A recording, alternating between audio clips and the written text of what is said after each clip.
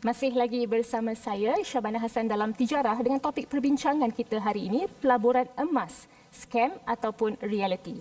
Baik, Dr. Bad, saya nak bertanyakan ya, dengan situasi ekonomi negara sekarang yang tidak menentu ya, dengan pandemik COVID-19, emas ni dilihat sebagai satu tempat selamat bagi mereka yang mencari perlindungan daripada pelaburan-pelaburan yang mempunyai risiko tinggi seperti shares. Okay? Contoh, tetapi dengan begitu banyak sangat penipuan dalam pelaburan emas, ini membuatkan masyarakat kita macam agak skeptikal nak membuat pelaburan dalam pelaburan emas yang patuh syariah. Jadi sebagai seorang konsultan di sebuah organisasi yang banyak memberikan nasihat terhadap pelaburan patuh syariah iaitu Isra Consulting, saya nak bertanyalah, wujud ke syarikat pelaburan emas yang betul-betul patuh syariah di luar sana? Baik. Jawapan dia, ya. Memang ada syarikat-syarikat, bahkan bank-bank yang reputable banks yang menawarkan produk-produk pelaburan emas. Dan kalau kita tengok, satu-satu produk pelaburan yang melibatkan emas akan diiktiraf sebagai patuh syariah ataupun syariah compliant investment bila mana dia memenuhi beberapa ciri-ciri wajib. Dan bila kita bercakap tentang soal emas, kita kata ada satu hadis, satu undang-undang, satu kod yang perlu sepatutnya dihafal oleh semua orang, yang mana yang diriwayatkan oleh Ubadah bin Samit. Nabi sallallahu alaihi wasallam sebut adz-dzahabu bil-dzahabi wal-fiddatu bil-fiddati wal-burru bil-burri wasy-sya'iru bisy-sya'iri wat-tamru bit-tamri wal-milhu bil-milhi sawa'an bisawa'in yadan biyadin. Dan Nabi kata fa in ikhtalafat hadhihi al-asnaf fabi'u kaifa syi'tum idza kana yadan biyadin. So kita kata dalam isu benda yang melibatkan emas, benda yang paling utama kita kena pastikan emas tu ada. Dan ini merupakan salah satu orang panggil ciri yang paling utama sekali untuk setiap orang yang berminat ataupun berniat untuk menyertai pelaburan emas. Dia kena pastikan pelaburan emas ini akan menyebabkan dia memiliki emas yang sebenar. Bukan semata-mata benda yang tertulis atas kertas, tapi bila mana dia minta emas dia nanti satu hari nanti dia kata, oh kami tak boleh bagi emas yang sebenar. Itu salah satu petanda yang cukup jelas bahawasanya pelaburan ini kemungkinan scam. Sebab kita kata kalau dalam syariat mesti kena ada emas.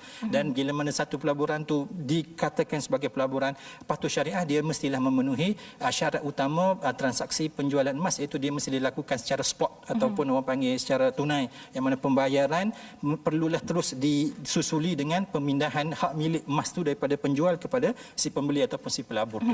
Jadi di sini Dr. Bad, boleh saya katakan ya, pelaburan emas patuh syariah, syarikat pelaburan emas patuh syariah memang ada di luar sana yang boleh kita percayai lah ya. Boleh. Ya. So kita kata memang pun kami di peringkat Isra Consulting pun kita ada banyak menasihati banyak syarikat, antara syarikat yang kita telah certify ataupun kita telah endorse sebagai menjalankan ataupun menawarkan produk-produk pelaburan patuh syariah ialah seperti Quantum Matter yang kita sebut QM. Setakat ini kita kata dekat Isra Consulting kita telah endorse 3 produk pelaburan emas yang ditawarkan oleh syarikat Quantum Matter Sdn Bhd ataupun QM ini, iaitu Gold Storage Account, Gold Leverage Account dengan Gold Advance Account. So ketiga-tiga ini setelah kita telah berpuas hati dari sudut strukturnya dan dari sudut orang panggil documentation yang terlibat, maka Isra Consulting telah mengesahkan bahawasanya ketiga-tiga produk ini adalah produk pelaburan emas yang memenuhi kehendak syariah, maka dia jadi syariah kompleks. Bila kita bercakap mengenai Gold Storage Account,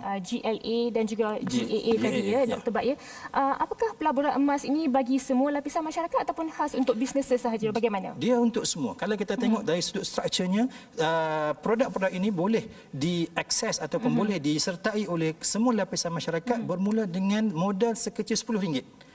Maksudnya kalau kita ada RM10, kita dah start boleh join satu produk yang pertama, GSA, Gold Storage Account. Dan untuk kita participate dalam GLA dan GAA, dia punya prerequisite requirement dia adalah kita kena ada GSA dulu. Maka untuk start masuk dalam GLA dan GAA, kita kena masuk GSA, dan GSA ni macam saya sebut tadi boleh disertai dengan modal serendah RM10 pun. Maka dia boleh disertai oleh orang perseorangan walaupun tak modal tak banyak, dan dia juga QM sendiri pun telah bekerjasama dengan banyak reputable bank seperti Bank Muamalat dan sebagainya, yang menyebabkan dia sesuai untuk orang panggil disertai oleh semua lapisan masyarakat. Jadi bila seseorang itu ingin memiliki emas daripada Quantum Metal ini, dia memiliki emas daripada GSA, iaitu dengan harga RM10 sahaja. Serendah RM10. Serendah RM10 sahaja. Baiklah. Okey, seperti yang Doktor maklumkan ya, nampak macam Quantum Metal ni mempunyai banyak potensi ya untuk terus mengembangkan sayapnya dalam pelaburan emas yang patuh syariah ya. ya. Jadi setakat ini bagaimana sokongan yang diberikan ya Dr. Bad oleh masyarakat ataupun industri kewangan ya terhadap quantum metal? Setakat ini, kalau setakat penglibatan kita dalam menasihati produk-produk yang ditawarkan oleh QM satu syarikat yang saya boleh katakan secara peribadi kerana saya ada hubungan yang orang panggil secara konstan dengan QM dalam menasihati produk-produk mereka. Kita kata QM sangat aspire untuk menjalankan pelaburan-pelaburan yang patuh syariah yang pertama. Kemudian QM juga mendapat kerjasama daripada bank-bank Islam yang terkenal seperti Bank Muamalat dan Bank Affin yang pastinya akan membuktikan atau memberi indication bahawasanya perniagaan ini dilakukan ialah orang panggil genuine dan mematuhi syariah. Dan kita kata QM juga orang panggil dia mempunyai simpanan emas yang memang kita tahu. Kita sebagai penasihat syariah kita telah menjalankan audit dan sebagainya, dan emas-emas yang disimpan maksudnya dia melibatkan emas fizikal yang sebenar boleh diakses bila-bila masa sahaja. Dan maka kalau seorang pelabur tu dia beli emas daripada QM, disimpan dalam GSA, dia participate dalam GLA dan GAA, kalau dia nak dapat emas anytime dia boleh redeem. Baiklah, fizikal emas itu adalah penting ya, untuk memastikan sesuatu syarikat itu adalah patuh syariah ataupun tidak dalam pelaburan emas ya Dr. Bad. Okey, baiklah Dr. Bad, terima kasih.